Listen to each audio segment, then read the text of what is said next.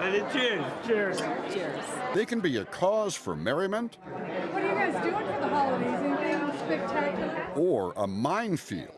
I'm Barry. Oh, I'm nervous now. One thing for sure, holiday parties mean you'll be making small talk, a lot of it. I'm Tracy Gregory. I'm Joe's wife. And as we all know, there's a thin line between fun and faux pas. What questions do you not ask? Well, let's start with this. Where's your wife? Why is that a bad question? Well, what if she left him? What if she took all the money, took the house, took the kids? And Small talk is a big deal to Deborah Fine. So where's your next trip, do you know? The once shy child wrote The Fine Art of Small Talk. Her book is full of do's, like check the guest roster beforehand to learn names. Look for someone standing alone who might be glad to chat. And, like a good Boy Scout, come prepared with questions. Like what? Well, for instance, because this is a holiday party, I would be prepared to ask you, what are some of your favorite traditions this time of year? What was the best present you ever got, Barry? Or what's the best one you've ever given? And don'ts, like don't do all the talking, don't criticize, don't get personal, like asking about a promotion someone maybe didn't get, or worse. I mean, sometimes people at holiday parties will ask questions of the host or hostess. So did you make this, or was this store-bought? Ouch. Ouch is right, and if you're gonna, no, it's true.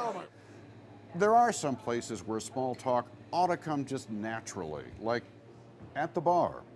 So Darren, what do you like about being a bartender? Chatting with people. Or someplace where not making small talk might seem kind of weird, like sitting in the barber chair. So Ryan, what do you like to do to relax? I like to play basketball. Cool. It's questionable trying this in an elevator because if people don't want to talk, they can't get away. And there are other places where most of us actively avoid making small talk, like on a city bus or a subway. We almost always choose isolation over conversation. Great shirt. Where did you get it? Something Back in like work, that? or I like your hat, or what do you do for a living? University of Chicago professor Nick Epley, who studies social cognition, wanted to know why. So he started asking people about their commutes. Are you going to get any time to have fun there? They actually predicted being the happiest in the solitude condition, where they just kept to themselves, and they predicted being the least happy in the connection condition when they engaged in conversation with this person.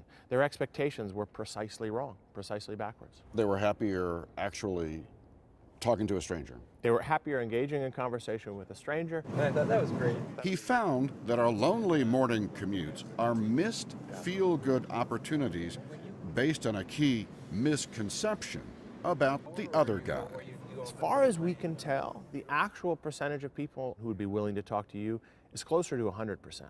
100%? It can't be 100% exactly, Right. of course. We never had anybody in our connection condition send us back a questionnaire saying that they tried to engage in a conversation, but the person wouldn't talk to them. He was so moved by his findings, he gave up his smartphone.